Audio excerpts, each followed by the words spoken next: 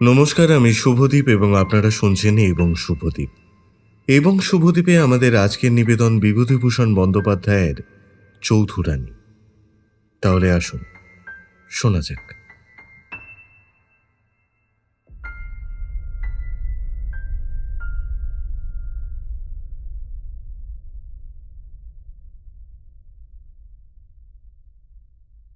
এই ইতিহাস আজকালকার দিনে শোনাবার মতো বলেই শোনাচ্ছি। যদি লিখে রেখে না দিই এই কথা কেউ জানতে পারবে না। অনেক লোকের উপকার হবে পড়লে, এই বিশ্বাসেই লেখা। আমার ছেলেবেলাতে গ্রামের ওপাড়ায় রামলাল কাকার খুব হাক ডাক ছিল। সমস্ত মালপাড়ার লোকই তার প্রজা। তার মুখের হুকুমে 100 জোয়ান মরদ পুরুষ লাঠি হাতে এগিয়ে আসত। শক্ত হাতে লাঠি ধরতে না পারলে তখনকার দিনে পাড়াগায়ে জমি জমা রাখা যেত না। জমি নিয়ে দাঙ্গা, জমির ফসল লুঠতরাজ, এইসব ছিল নিত্য নৈমিত্তিক ঘটনা। রামলাল কাকার প্রথম পক্ষের স্ত্রী আমার মায়ের চেয়ে ছিলেন 3 বছরের বড়। তিনি ছিলেন মায়ের সই। তাকে সইমা বলেই ডাকতাম। সইমা বড় ভালো লোক ছিলেন বলে তো কখনো শুনিনি। সারা বাল্যকাল ধরে তার নিজের শাশুড়ির সঙ্গে তার জাহাবাজি আর ঝগড়ার কথাই শুনে এসেছি। শাশুড়িরা বউয়ের উপর অত্যাচার করে এ কথা বাংলাদেশের সবাই জানে, কিন্তু অত্যাচারিতা অনেক বধূ তখন আমার এই সইমার নামে পুলকিত হয়ে উঠত। এমনই দুজন নিপীড়িতা বধূকে আমি বলতে শুনেছিলাম একবার ঘাটের পথে যে, বউ বলতে বউ হলো ওপাড়ার হরির মা। হ্যাঁ, আমরা তো জন্মেছি ছাগল ভেড়া গো। শাশুড়িকে কি করে ছেঁচতে হয় তা সে দেখিয়ে দিয়েছে। হ্যাঁ, শুনলাম কাল নাকি সেজগিন্নির মুখে কেরোসিনের টেমির ছ্যাঁকা দিয়েছে। সেজগিন্নি তাই সহ্যি করে বাপু। আমাদের শাশুড়ির মতো শাশুড়ি যদি হতো। তা সহ্য না করে উপায় কি বলো? যাহাবি যে বউ যে, পেরে না উঠলে সহ্য করতেই হচ্ছে বই কি। তা ধন্যি বউ বটে, আষাঢ় মাসে 2 দিন খেতেই দিল না শাশুড়িকে। মুখের জোরে দাঁড়াবে কে সামনে? সেজগিন্নির কম্য নয়। শাশুড়ির সঙ্গে ঝগড়া করার সময় রণরঙ্গিনী মূর্তি ধরেন উনি। অমন বউ ঘরে ঘরে হলে শাশুড়িরা জব্দ। আমরা পারি নে বাপু, ভয় করে। সেই জন্যই তো ঝেঁটালাতি খাচ্ছি উঠতে বসতে। কাল হয়েছে কি, মুগের ডাল রোদে দেওয়া ছিল, বৃষ্টি এসেছে কখন দেখতে পাইনি কো। খুকির কাঁথা সেলাই করছিলুম কি না, সে কি গালাগাল! বাপরে বাপরে বাপ! আচ্ছা গালাগাল দাও, তা না হয় দিলে, কিন্তু বাপ ভাই কি দোষ করলে? তাদের তুলে গালাগাল দেওয়া কেন বলো তো ভাই? বলবো আর কি, নিজেই তো দুবেলা সচক্ষে দেখছি, সকর্ণে শুনছি। আর ভাজা ভাজা হয়ে গেল ভাই। এক এক সময় মনে হয় বাড়ি থেকে বেরিয়ে যাই, আর ভালো লাগে না। সইমা দেখতে শুনতে ভালোই ছিলেন। সবাই তাকে সুন্দরীই বলতো। তার 5-6টি ছেলে মেয়ে হয়। বড় ছেলেটি বেশ বুদ্ধিমান, কিন্তু অবস্থাপন্ন ঘরের ছেলে, বিশেষ লেখাপড়া শেখেনি। অল্প বয়সে জমিদারি সেরেস্তায় নায়েবের কাছে ভর্তি হলো সে। এই সময় সইমা মারা গেলেন। রামলাল কাকা আবার বিবাহ করলেন। কয়েক বছরের মধ্যে 3-4টি ছেলে মেয়েও হলো। তবে কিছুদিন পরে রামলাল কাকা আবার বিপত্নিক হলেন এবং প্রায় সঙ্গে সঙ্গেই আবার বিবাহও করলেন। তৃতীয় পক্ষের স্ত্রীরও 5-6টি ছেলে মেয়ে হল। মাঝের পক্ষের প্রথম সন্তানের নাম আশালতা, বেশ সুন্দরী মেয়ে।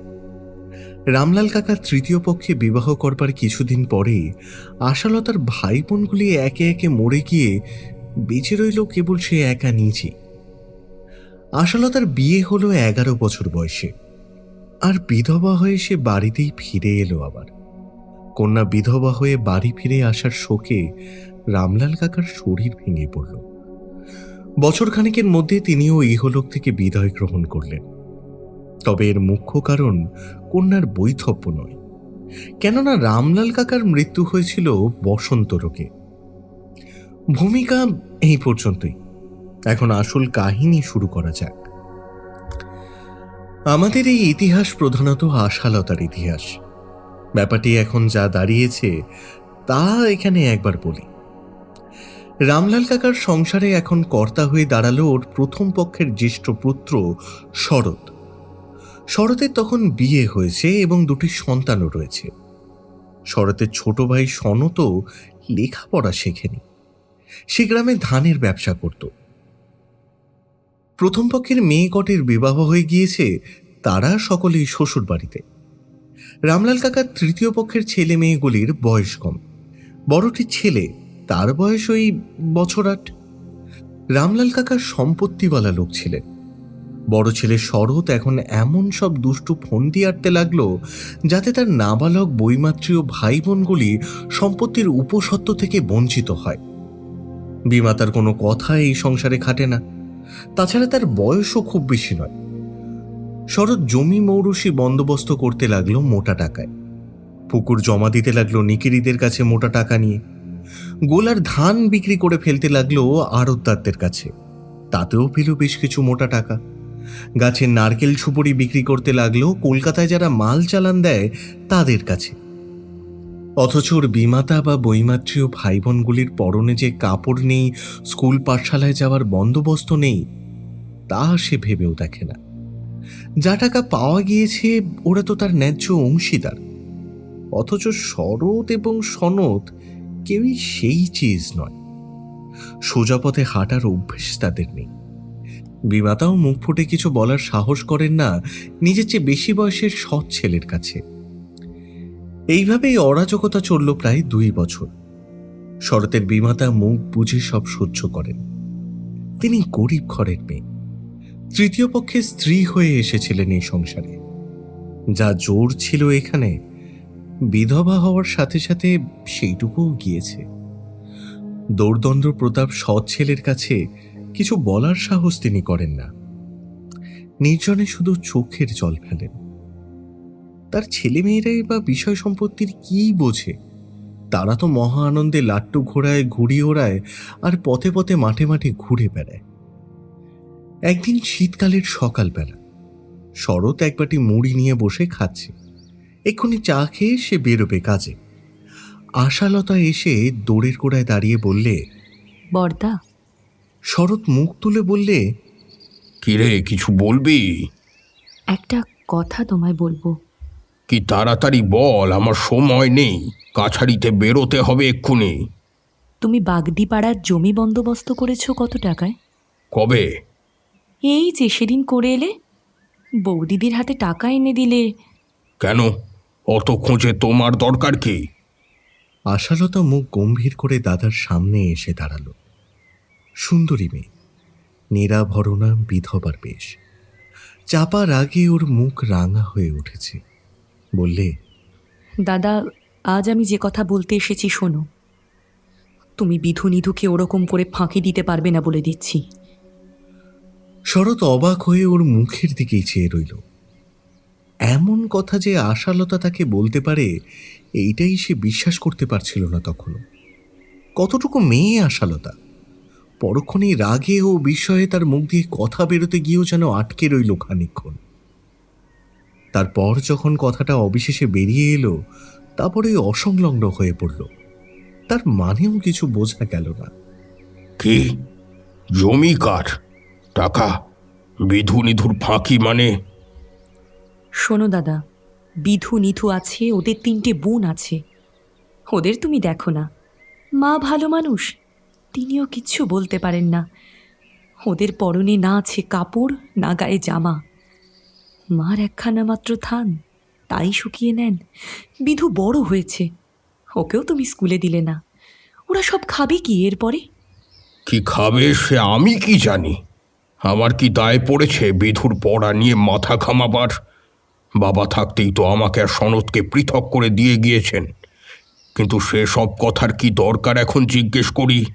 আর তোমারই বা এত সর্দারি করার দরকার কি? তুই এ নিয়ে কথা বলতে আসবার কে? তোর কি ভাগ আছে বিষয়ে? তোর কোন জোর এখানে খাটবে শুনি? আমার কথা তো একটুও বলিনি দাদা।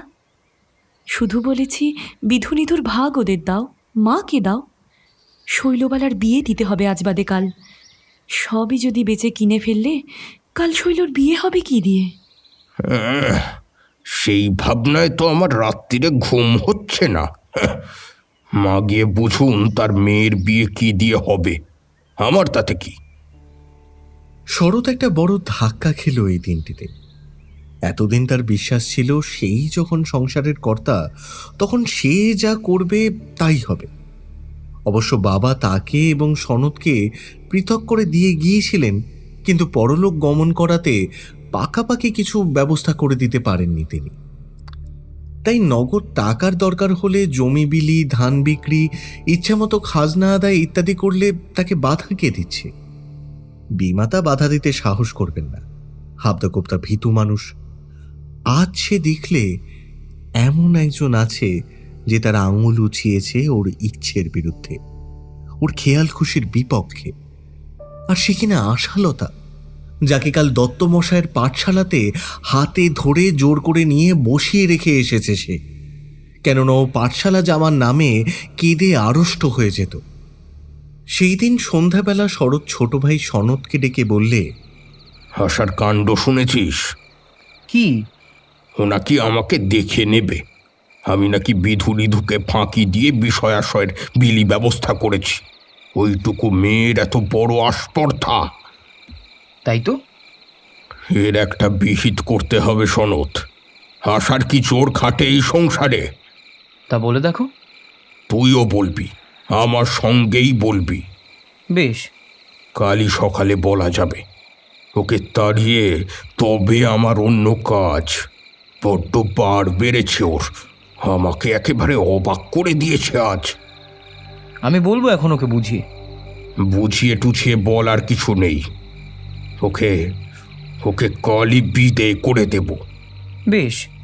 সনদ তখন দিব্যি রাজি হয়ে গেল, কিন্তু পরদিন সকালে এসে বলল, দাদা, ওই যে কাল বলেছিলে না আমাকে বলবার কথা, হ্যাঁ, তা কি? আমি ওসব পারবো না, তুমি যা হয় করো। সে হবে না, তোকেও বলতে হবে। না, আমি ভেবে দেখলাম ওসব কথার মধ্যে আমার না থাকাই ভালো। তুই আশাকে ভয় করিস না মাকে ভয় করিস? কাউকে ভয় করি নে, বরং মাই আমাদের দুজনকে ভয় করে চলেন। সে তুমিও জানো দাদা। মা সাথেও নেই পাঁচেও নেই, নিরীহ প্রাণী, তাকে আবার ভয় করবার কি আছে? তবে তুই কেন বলবি না আশাকে? না দাদা, আশা আমাদের কোলপোছা বোনটা। ওর মা নেই, বাপ নেই, স্বামী পুত্তুর কেউ নেই, ওকে আমি এসব কথা বলতে পারবো না। শরৎ এবার মুশকিলে পড়ে গেল। দুই ভাই একযোগে কাজ করলে যে জোর পৌঁছতো সে তো পৌঁছলই না। তার উপর সে দেখল আশার ব্যাপার নিয়ে বাড়াবাড়ি করতে গেলে সনতের সঙ্গে মনোমালিন্য হওয়াটা বোধহয় বিচিত্র নয়। সনত এত দরদ দেখাবে আশার উপর তা কে জানত? একেবারে গদগদ গোদাবরী বলিহারি।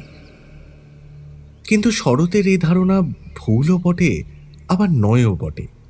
কারণ সেই দিনই সনত আশাকে সিঁড়ির নিচের ঘরে ডেকে নির্জনে বলল, তুই কি বলেছিস দাদাকে?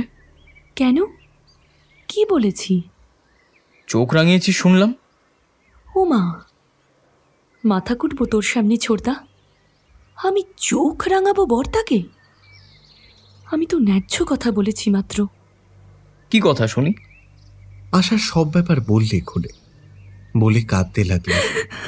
যা বাবা, এই কেঁদে মরছিস কেন তুই? না ছোড়দা, তুই বল আমি কি অন্যায় কথা বলেছি?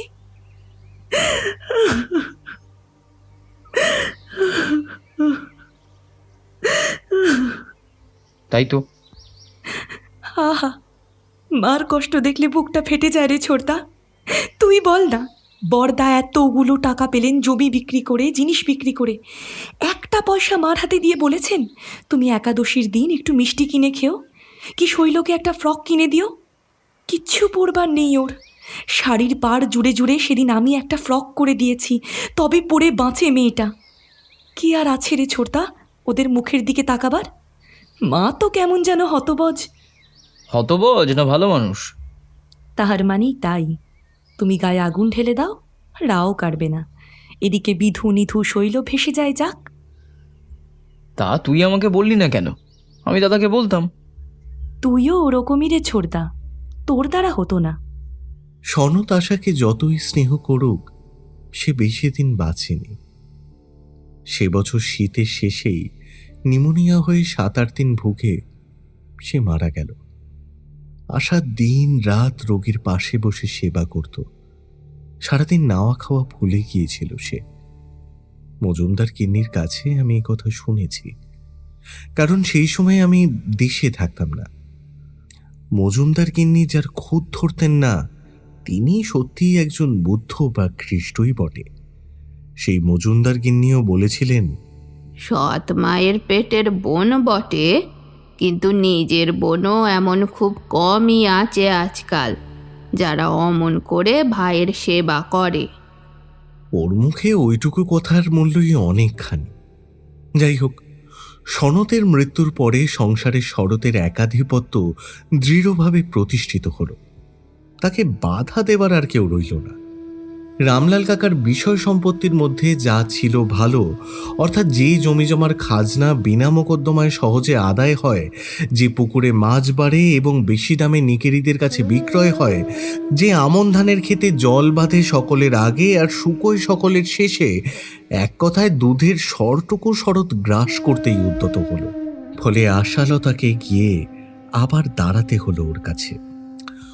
শরৎ চিৎকার করে তক্তপোষ চাপড়ে কথা বলে, কিন্তু আশা কথা বলে ধীরভাবে, মৃদুর স্বরে। শরৎ দিনে দিনে বিস্মিত হয়। কে জানতো সেই আশা এমন মানুষ হবে? একদিন বিধু নিধুকে নিয়ে শরতের সামনে দাঁড় করিয়ে আশা বললে, ছেলে দুটো যে এক্কেবারে বয়ে গেল, এরা করে খাবে কি? এদের তুমি কি উপায় করেছো বর্দা? আমি কি উপায় করব? তুমি তো ওদের গার্জেন হয়েছ, তুমি যা করার করো। না না বর্দা, আমি তোমার পায়ের জুতোর তলা, অমন কথা আমায় বলো না। তোমাকে আর মিষ্টি কথা শোনাতে হবে না আমাকে। যাও এখান থেকে, যাও। তোমার পায়ে পড়ি বর্দা, এদের একটা কিছু উপায় তুমি করো, এদের স্কুলে দাও। তা মাইনে কে দেবে? কেন? তুমি। হ্যাঁ, কেন? আমি দেব কেন? আমার আমার শরতের উত্তরের বাকি অংশটুকু ছাপার উপযুক্ত নয়। পরদিন আশালতা কোথা থেকে টাকা জোগাড় করে বিধু নিধুকে 2 মাইল দূরবর্তী সোনাখালী বাক্সার মাইনর স্কুলে ভর্তি করে দিল। ছেলে দুটো বধ হয়ে গিয়েছিল। আশা নিজেই জোর করে ওদের স্কুলে পাঠাতো, নিজেই সকাল বিকেল বসে ওদের পড়াতো। আশা নিজেই লেখাপড়া জানতো সামান্য। গ্রামের অমর্ত্য গুরুমশায়ের পাঠশালায় বাংলা সরল পাঠ 3য় ভাগ পর্যন্ত পড়েছিল সে, কিন্তু নিজের চেষ্টাতে সে অনেক শিখেছিল বটে। তার মামার বাড়ি ছিল কলকাতার কাছেই এড়েদা। তার মা বেঁচে থাকতে সেখানে গিয়ে সে 2-3 মাস থাকত। একবার সেইখান থেকে তার মামিমার সঙ্গে দক্ষিণেশ্বরে গিয়েছিল আশা। রামকৃষ্ণ পরমহংসের কথা শুনেছিল সে। আমি অন্তত ওর কাছে একখানা কথামৃতও দেখেছি। আশা রামায়ণ মহাভারতও পড়ত, দুবেলা গীতা পড়ত, বাংলা কবিতাও পড়ত কিছু কিছু। সৎমাকে কথায় কথায় বলতো, নিধু খুব বুদ্ধিমান মা, ও পড়লে মানুষ হবে। তাই? তা বিধুকে কেমন দেখলি মা? নিধুর মতো বুদ্ধি ওর নেই বটে, তবে দেখো ভালো করে পড়লে ও কিছু একটা হবেই। তুই চেষ্টা কর, ঠিক হয়ে যাবে। আশা যেন উঠে পড়ে লেগে গেল নিধুকে মানুষ করতে। শয়নে স্বপনে ওর এই একখানাই ভাবনা। নিধুর একটু বেচাল দেখলেই সে নিজে শাসন করে, কড়া পাহারায় পড়াশোনা করায়। একদিন স্কুল কামাই করলে ভাত দেওয়া বন্ধ করে দেয়। অথচ আশা আর বিধু নিধুর বয়সের তফাৎ কিন্তু বেশি নয়, এই তো 8 কি 10 বছর হবে। পাড়ার লোকে বলতো, ওদের মার ওদের কি করে? আশাই তো ওদের দিদিকে দিদি আর মাকে মা। শরৎ কিন্তু চেষ্টার কোনো ত্রুটি করেনি ওদের সম্পত্তি ফাঁকি দেবার। আশা না থাকলে ওরা যে পথের ফকির হতো, সে কথায় কোনো ভুল নেই। শরৎ অত্যন্ত কুচরিত্রের লোক। মদ এবং আনুষঙ্গিক সব রকম দোষী তার ছিল। একদিন সে মদ খেয়ে এসে বিধুকে ডেকে বললে, বিধু, বিধু, কাগজ খাতে একটা সই দিতে বল তোমাকে। এইখানে, হ্যাঁ হ্যাঁ, একটা সই করে দিয়ে বল। বিধু একই শরৎকে ভয় করে। তারপর মাতাল অবস্থায় বরদা যে অধিকতর ভয়ের কারণ সেটা সে ভালোই জানে। সুতরাং বিনা বাক্যব্যয়ে সেই কাগজখানা মায়ের কাছ থেকে সই করিয়ে এনে দিল। শরৎ চলে গেল। এর দিন 10 পরে আশা নাইতে গিয়ে দেখল ওদের ঘাটের ধারের বাগানে 7-8 জন লোকের জটলা। 5 জন কাঠুরে গাছ কাটছে, 2 জন লোক দাঁড়িয়ে দাঁড়িয়ে লোক খাটাচ্ছে। আশার সঙ্গে ছিল গোয়ালাপাড়ার কালী গোয়ালিনী। সে কালীকে বলল, পিসি, গিয়ে জিজ্ঞেস করো তো ওরা গাছ কাটছে কেন। কালী জিজ্ঞেস করে এসে বলল, মা ঠাকুরুন, ওনারা বললে শরৎবাবু এ বাগানের গাছ বিক্রি করেছে ওনাদের কাছে। সে কি কথা? জিজ্ঞেস করে এসো তো, কত টাকায় বিক্রি করেছে। কালী আবার গেল এবং ফিরে এসে জানালে, 300 টাকায় মা ঠাকুরুন। আশা তাড়াতাড়ি স্নান সেরে তক্ষুনি বাড়ি গেল। বাড়ি ফিরে কথাটা শরৎকে বলতে সে ধীরভাবে বলল, কেন, তোমাকে সব জানিয়ে করতে হবে নাকি? তুমি এ বাড়ির কে? মার ভাগ মা সই করে বিক্রি করেছেন, নাবালকদের ওছি হয়ে। কত টাকা দিয়েছো মাকে? সে খোঁজে তোমার দরকার নেই, জিজ্ঞেস করে এসবে যাও। সে তো করবই, কিন্তু ও বাগানের গাছ কেটে বিক্রি করার কি ক্ষমতা আছে তোমার? ওখান থেকে 50-60 টাকার ফল বিক্রি হয় বছরে।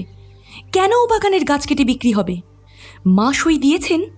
তোমার কাছে আমি সে কৈফিয়ত দিতে রাজি নই। যাও, তুমি যাও। আশা ছুটে এসে সৎমাকে জিজ্ঞেস করতে তিনি জানালেন, কিছুদিন আগে একখানা কাগজে সই দিয়েছিলুম বটে, কিন্তু কি জন্য সই নেওয়া হলো তা তো আমি জানি নে। ও হ্যাঁ, কাল বিকেলে বিধু এসে আমার হাতে 30টা টাকা দিয়ে বলেছিল যে বরদা দিয়েছে, আর আমিও বাক্সে তুলে রেখে দিয়েছিলুম। তুমি একটা আস্ত বোকা, সই দিতে বললো আর অমনি দিয়ে দিলে। আমাকে জিজ্ঞেস করনি কেন? তুমি জানো কিসের সই? তুই তো তখন বারের পুজো দিতে গিয়েছিলিস পঞ্চাননতলায়, ওই শনিবারের দুপুরে। তাছাড়া শরৎ মদ খেয়ে এসেছিল। বিধু তো ভয়ে কেঁদেই বাঁচে না। জানিসই তো মা, জমের মতো ভয় করে ওরা শরৎকে। তা তো জানি। এদিকে দিব্যি ওদের মাথায় হাত বুলিয়ে নিজের আখের গোছালো বর্দা 300 টাকায় বাগান বিক্রি করেছে। তার 3 ভাগের 1 ভাগ অন্তত 100 টাকা তো তুমি পাবে। সেই জায়গায় 30টি টাকা ঠেকিয়েছে মাত্র। উফ, কি অন্যায় কাজ বর্দার! মাত্র 30 টাকা দিয়ে তোমাদের বোকা বানিয়ে দিল। আর তুমিও না মা, তুমি জিজ্ঞেস করলে না কেন এ টাকা কিসের? আচ্ছা মা, এত বোকা হলে কি মানুষ সংসার করতে পারে? বিধু নিধু যখন পথে বসবে তখন মজা টের পাবে কে শুনি? তুমি না আমি? এই বলে আশা তুমুল ঝগড়া বাঁধালে শরতের সঙ্গে। ফাঁকি দিয়ে এভাবে গাছগুলো জলাঞ্জলি দিলে? মায়ের টাকার ভাগই বা দেওয়া হয়েছে কই? শরৎ তাচ্ছিল্যের সুরে বললে, যা যা, যা পারিস তুই কর, গিয়ে যা। আশার মুখ রাগে রাঙা হয়ে উঠল। সে বললে, বর্দা, তুমি এখনও চেনোনি আমায়। বিধু নিধুকে আর ওই বোকাশোকা মাকে তুমি ফাঁকি দিতে পারবে, কিন্তু আমায় পারবে না। এই চললাম আমি বাগানে, দেখি কার সাধ্যি বাগানের গাছ কেটে নিয়ে যায়। আয় তো বিধু আমার সঙ্গে। এখনও এত অরাজকতা ছাইনি দেশে বর্দা। এই বলে আশা বাগানে যারা গাছ কাটছিল বিধুকে দিয়ে তাদের বারণ করে পাঠালে। বিধুকে অংশের গাছ বিক্রি করা হয়নি, তাই বাগানের গাছে কেউ যেন হাত না দেয়। আশার চেহারার মধ্যে এমন একটা জিনিস ছিল যাতে সকলেই তাকে সমীহ করত। তারা টাকা দিয়ে দলিল লেখাপড়া করে নিয়েছিল আগে, তবুও আশার কথায় গাছ কাটা বন্ধ করল তারা।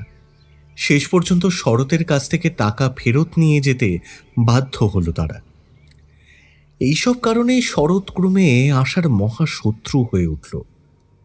ওর উপর নানান নির্যাতনও শুরু করল, এমনকি বড় ভাই হয়ে বোনের নামে হীন কুচ্ছা রটাতেও দ্বিধা করল না।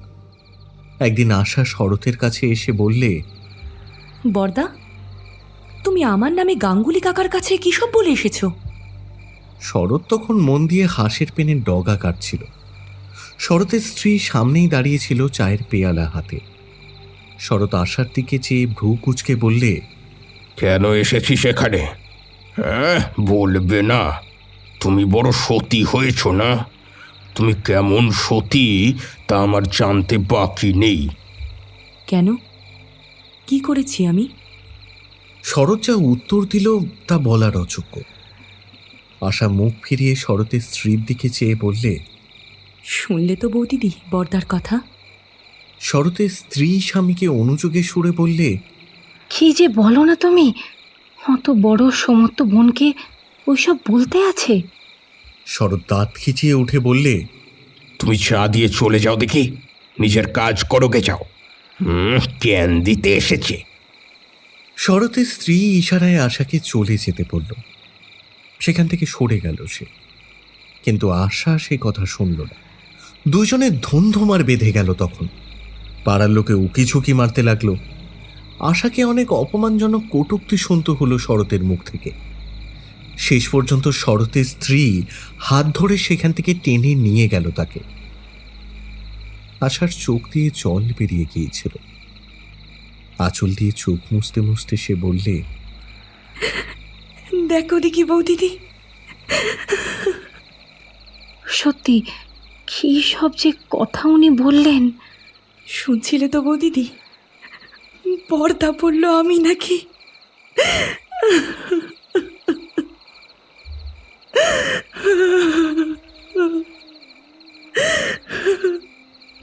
তুমি ও বাড়ি চলে যাও ঠাকুরজি, কেন মিথ্যে অপমানিত হওয়া? আমি বা কি বলি বলো, আমার তো বলবার জো নেই কিছু। সবই তো জানো তুমি। তুমি বরং এক কাজ করো, খিড়কির দরজা দিয়ে বরং চলে যাও তুমি ঠাকুরজি। কিন্তু কিছুতেই আশাকে দমানো গেল না। সে যেন ডানা দিয়ে আগলে রেখে দিল শুধু বিধু নিধু শৈলকে নয়, তাদের মাকেও পর্যন্ত। যদিও ওদের মা তার চেয়ে বয়সে অনেকটাই বড় ছিল। গ্রামের লোক আশাকে শ্রদ্ধার চোখে দেখত। অনেকেই অনেক সময় সাহায্য পেত আশার কাছ থেকে। কারোর আতুরে রাত জাগতে হলে আসা, কোনো যজ্ঞের বাড়িতে রান্না করতে হলে আসা, কারোর বাড়ি থেকে পুরুষ অভিভাবক বিদেশে যাবেন সেই বাড়িতে 2-4 দিন শুতে হলে আসা, কারোর বাড়িতে ডাল বেটে দেওয়ার সময় আসা। মোট কথা গায়ে যে কোনো বিপদে আপদে আশাকে সবাই স্মরণ করত এবং পেত, একেবারে ঘড়ির কাঁটার মতো পেত। কখনো সে কাউকে নিরাশ করেনি। সেবার বৃদ্ধ বেনি হালদার ওকে বললেন, দিদি দিদি একখান উপকার করতে হচ্ছে। রাতে বড় কষ্ট পাচ্ছি গো। একটু যদি দুধ পাওয়া যেত তো খেত, কিন্তু দুধ তো আর পাওয়া যায় না। আমি গরিব লোক বলে আমারে কেউ দেয় না। শুনছিলাম সনু বৈষ্ণবের গায়ে দুধ দিচ্ছে। তুমি গিয়ে বলে কয়ে যদি 1 পোয়া করে দুধ দৈনিক যোগান দেওয়ার ব্যবস্থা করতে পারো তাহলে বেঁচে যাই গো। ঠিক আছে দাদু, আমি ব্যবস্থা করে দেব। কিন্তু আপনার ভাত রেঁধে দেয় কি? জমে দেয়, খেয়ে দেবে গো দিদি। এখানে কি কেউ কারোর দিকে তাকায়? তোমার দিদিমা মারা গিয়েছে আর 6 বছর। এই 6 বছর ধরে তো নিজেই নিজের হাঁড়ি ঠেলছি। ছেলে নেই, মেয়ে থাকে শ্বশুর বাড়ি। আমি না রাঁধলি কেই বা রাঁধবে গো। বলছি, আমি যদি রেঁধে দিই খাবেন দাদু? যতদিন আপনার বাত না সারছে ততদিন না হয় আমি রেঁধে দেব। খাবেন তো? খাবো না কি বলছো দিদি? খাবো, খেয়ে মরতে যাবো গো। 2 হাত তুলে নাচবো, মনে করবো শিক্ষেত্তরের মহাপ্রসাদ খেলাম। কিন্তু এমন করে কথাটা কেন বললি দিদি? হ্যাঁ, আসলে আমার নামে নানা রকম রটনা রয়েছে কিনা গায়ে, বর্দা রটিয়ে বেড়াচ্ছেন। আমার মায়ের নামে যদি রটনা রটতো তবে আমি তার হাতে খেতাম না? হ্যাঁ, মাস 2, অর্থাৎ সেবার গোটা শীতকাল ধরে রোজ সকালে এসে বৃদ্ধ বেনি হালদারকে রান্না করে দিত আশা। ফলে শ্রাবণ মাসে যখন বেনি হালদার মারা গেলেন, তখন নিষ্কর ব্রহ্মোত্তর সম্পত্তি থেকে 2 বিঘে আমন জমি তিনি আসার উদ্দেশ্যে উইল করে দিয়েছেন, এমনটাই শোনা গেল। এ নিয়ে মোকদ্দমারও সৃষ্টি হলো। বেনি হালদারের জামাই এসে বললে ও উইল জাল, সব সম্পত্তি তার ছেলের প্রাপ্য। আশা কে যে তাকে সম্পত্তি দিয়ে যাবেন তার শ্বশুর? বেনি হালদারের জামাইয়ের তরফে শরৎ সেই মোকদ্দমার গোপনে তদবিরও করেছিল, কিন্তু শেষ পর্যন্ত আশার জমি কেউ কেড়ে নিতে পারেনি। বিধুর লেখাপড়া যতটুকু হয়েছিল তা আশার চেষ্টা ও উৎসাহের ফলে। নিধু লেখাপড়ায় খুবই ভালো ছিল, ম্যাট্রিক পাশ করলো বেশ ভালোভাবে। ইদানিং শরৎ সম্পূর্ণ পৃথক হয়ে গিয়েছিল। এদের সম্পত্তিতে হাত দিতে আর সাহস করত না সে, আশাকে ভয়ই করত। সেই শরতের বউ যখন হঠাৎ মারা গেল, আশায় গিয়ে শরতের সংসার বুক দিয়ে পড়ল। ওর ছোট ছেলে মেয়েগুলোর দেখাশোনা, রান্না করা, খাওয়ানো সবকিছু আশাই করত। অবশ্য বেশি দিন তাকে এসব করতে হয়নি, কারণ দ্বিতীয়বার বিবাহ করতে শরৎ 3 মাসের বেশিও দেরি করেনি। আশা চোখের জল ফেলে বলেছিল, বৌদিদির যে কি গুণ ছিল তা কেউ জানতই না, শুধু আমিই জানতাম। বেচারি বর্দার ভয়ে জুজু হয়ে থাকতো। নিজের ইচ্ছেতে কিচ্ছু করবার কি তার কোনো উপায় ছিল? অমন বউকে বর্দা চিনতেই পারলে না। 2 দিন যেতে তর সইল না, অমনি বিয়ে করে নিল। এরপর আরও কিছুকাল কেটে গেল। তখন মাঘ মাসের শেষ। আশা শরতের বাড়ি গিয়ে বললে, বর্দা, তোমায় একটিবার যেতে হবে। বিধুর বিয়ের জন্য হাঁটাহাঁটি করছে 7 বেড়ের দুঃখীরাম চৌধুরী। তুমি একবার গিয়ে মেয়ে দেখে এসো। আমি যাব? তবে কে যাবে বলো? তুমি আমাদের মাথার মণি, বংশের বড় ছেলে, আমাদের সকলের অভিভাবক তো তুমি। তুমি যা ঠিক করবে ওর বিয়ের বিষয়ে তাই হবে। যাও, গিয়ে দেখে এসো বর্দা। শরৎ খুশি হয়ে মেয়ে দেখে এসে বিয়ের ব্যাপারে সব ঠিকঠাক করলে। ফাল্গুন মাসেই বিধুর বিয়ে হয়ে গেল। বৈশাখ মাসে সরাটি ফুলসরার 5 আনি জমিদার বাড়ি থেকে নিধুর বিয়ের সম্বন্ধ এলো। কেননা নিধু ভালো ছেলে, সেইবার আইয়ে পরীক্ষা দেবে। আশা গিয়ে আবার শরৎকে ধরলে। বর্দা, তুমি বিয়ে দিও যদি ভালো মেয়ে হয়, কিন্তু নিধুকে যেন তাঁরা পড়ান। পয়সা করে আমাদের কিচ্ছু দিতে হবে না তাকে। মেয়ের বাবাকে এই কথাটা বলো বর্দা। নিধুর বিয়ে হয়ে গেল এইখানে। ওরা নিধুকে বিয়ে পড়বার খরচও দিতে লাগলো। যেবার নিধু বিয়ে পাশ করে, শ্বশুরের যত্নে MA আর আইন পড়তে ভর্তি হলো ইউনিভার্সিটিতে। সেবার আশা খুব অসুখে পড়ল। ভাদ্র মাসের শেষ, খুব বর্ষা তখন। নিধু কলকাতায়, বিধু মিরপুরের জমিদার কাছারিতে কাজ করে। সস্ত্রীক সেইখানেই থাকে সে। বাড়িতে কেবল বিধুর মা আর ওদের সকলের ছোট অবিবাহিতা বোন দুলা। আশা ডাক্তার রাখতে দেবে না, বলে, বিধু সামান্য রোজগার করে, ও ডাক্তারের খরচ কোথা থেকে পাবে? ও এমনিই সেরে যাবে। কিন্তু রোগ হঠাৎ বেঁকে দাঁড়ালো। দুলা দৌড়ে গিয়ে শরৎকে ডেকে আনলো। শরৎ এসে বলে, কি হয়েছে মা? আশার নাকি অসুখ? ওদের মা কেঁদে বললেন, বাবা শরৎ, তুমি এসেছো বাবা। তুমি বাঁচাও আমার আশাকে তুমি বাঁচাও। ও আমার মেয়ে নয় গো, ও বিধু নিধুদের মা। আমি তো মিথ্যেই মা হয়েছিলাম। কি করলাম আর কার? ওই তো করেছে সব। আমার বিষয় আশয় সর্বস্ব বিক্রি করে দাও, শুধু আমার আশা মাকে বাঁচিয়ে তোলো। দুপুর থেকে মা আমার অজ্ঞান হয়ে আছে। 5, 5.5 জ্বর, লোক চিনতে পারছে না, বিছানা হাতড়াচ্ছে। ওকে তুমি বাঁচিয়ে তোলো শরৎ, ওকে তুমি বাঁচিয়ে তোলো। এইসব 8-10 বছর আগেকার কথা। বিধু এখন চালের কল আর আড়ত করে অবস্থা ফিরিয়ে ফেলেছে। নিধু এখন ডেপুটি ম্যাজিস্ট্রেট, সম্প্রতি বারাসাতে পরিবার নিয়ে আছে। বড় দিদির কথা বলতে এখনো ওদের চোখ দিয়ে জল পড়ে। আশার স্মৃতি আমাদের গ্রামের আকাশে বাতাসে ছেয়ে আছে এখনো। সকলে বলে, সৎ বোন হলেই কি খারাপ হয়, নাকি সৎ মা সৎ ভাই হলেই খারাপ হয়? আশাকে দেখেছ তো?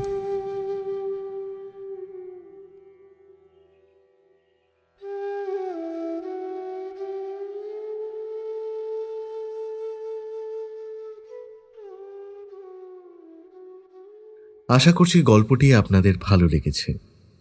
এমন আরও দারুণ গল্প শুনতে আমাদের পাশে থাকুন, লাইক, শেয়ার এবং সাবস্ক্রাইব করে।